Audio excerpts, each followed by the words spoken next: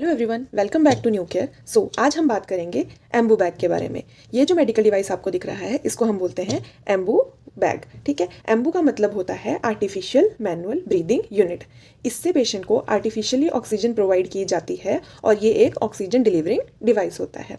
तो अब हम डिस्कस करेंगे इसके पार्ट्स के बारे में। सबसे पहले इसका पार्ट आता है हमारे पास ये सेल्फ इन्फ्लेटिंग बैग, इसको हम बोलते हैं सेल्फ इन्फ्लेटिंग बैग। ठीक है, सेकेंड आता है हमारे पास इसका जो पार्ट है दैट इज ऑक्सीजन इनलेट। ये जो इनलेट है हमारे पास, इसमें हम ट्यूबिंग को कनेक्ट करते हैं जिससे, और जो इस ट्यूबिंग का सेकेंड एंड है उसको हम ऑक्सीजन सिलेंडर या फिर ऑक्सीजन जो सोर्स होगा उससे कनेक्ट करेंगे। ठीक है, फिर आता है हमारे पास एयर इनलेट। ये जो एयर इनलेट है इसमें हम रिजर्वॉयर को कनेक्ट करते हैं ताकि पेशेंट को हम 100% ऑक्सीजन जो है वो प्रोवाइड कर सकें।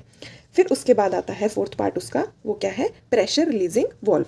ये जो वॉल्व है इसको हम बोलते हैं प्रेशर रिलीजिंग वॉल्व। ये एक्स्ट्रा प्रेशर जो होता है उसको रिलीज करता है। इसको हम पॉप ऑफ वॉल्व भी बोलते हैं। क्या बोलते हैं? Pop of valve. ठीक है, फिफ्थ आ गया हमारे, आता है हमारे पास वन वे वॉल्व। ये जो वॉल्व है हमारे पास, ये पेशेंट के मास्क से कनेक्टेड होता है, मतलब पेशेंट एंड पे कनेक्टेड होता है। ठीक है, इसको हम फिश माउथ वॉल्व भी बोलते हैं। क्यों? ये देखो, जब भी हम रिजर्वॉयर को प्रेस करेंगे तो ये फिश के माउथ की तरह ओपन होता है, इसलिए इसको फिश माउथ वॉल्व भी बोलते हैं।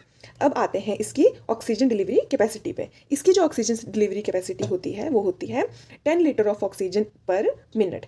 इसकी मेन इंडिकेशंस क्या आती हैं हमारे पास? रेस्पिरेटरी फेलियर हो गया, पेशेंट कार्डियक अरेस्ट में है, तब ड्यूरिंग इंट्यूबेशन हम इसी से ऑक्सीजन प्रोवाइड करते हैं। फिर पोस्ट ऑपरेटिव पेशेंट जो है उसको भी हम एम्बू बैग से ही ऑक्सीजन प्रोवाइड करते हैं।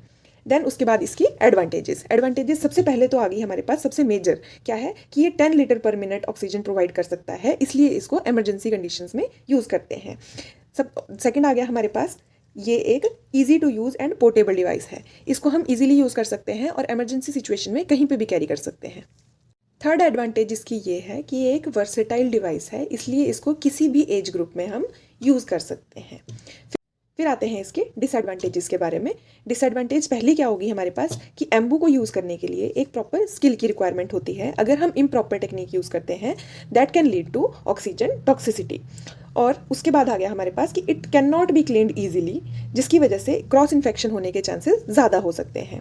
और अब हम ये देख सकते हैं कि इसके जो पार्ट है इसको हम चेक करने के लिए यहाँ से ओपन भी कर सकते हैं, ताकि ये चेक कर सकें कि इसका जो फिश माउथ वॉल्व है वो अच्छे से ओपन हो रहा है या नहीं हो रहा है।